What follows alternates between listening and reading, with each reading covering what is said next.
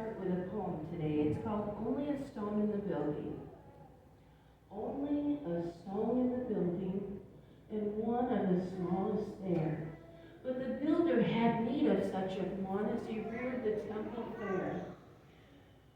The climbering vines may hide me, and shadows round me fall.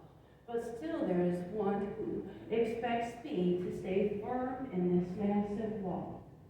Within are gifted voices, caught by the passing breeze, and fingers thrilled by his mighty love are pressing the organ keys. But all to the splendid music, my builder thinks of me. Just a little gray stone in his building, placed just where he wanted me to be. Sometimes we might want to be out front and God has us in the background. Sometimes we might feel like we're not important enough to God. We might feel like, well, maybe I don't have the Holy Ghost yet because I'm not old enough, or maybe I'm not the oldest kid in my family. Well, David was the youngest and God still used him. The little lad with his lunch, he was just a little kid, but God still used him. He fed 5,000 people with one willing boy's lunch. God can do mighty miracles through you. And sometimes we think, well, I'm just kind of plain like water, you know. But God can still use you. God still has a purpose for your life. There's a reason you're here. He's called you to this church, to these people for a reason. There's always something that can be done in the church. There's always a door that can be opened. After service, there's always things that can be picked up.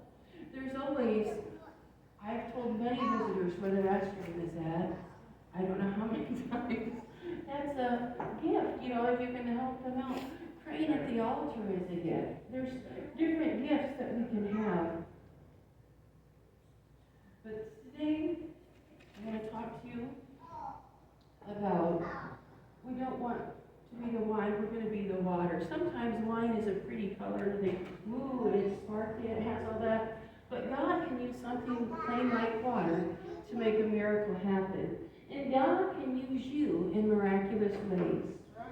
We're going to look in our Bibles and read in John 2. And it says, we're going to go from verse 1 all the way down to 10.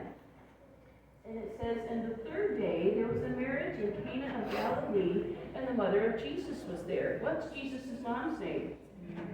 Mary. Very good. This side got it first. And both Jesus was called and his disciples to the marriage. So JC and the boys are there too. And when they wanted wine, the mother of Jesus saith unto him, they have no wine. So they're at this marriage supper, and you're supposed to have wine throughout all the courses and the meals, and they ran out of wine. So Mary comes to Jesus and says, they have no wine. And Jesus saith unto her, woman, what have I to do with thee? Mine hour is not come. He's like, Mom, it's not time yet. It's not time for my ministry.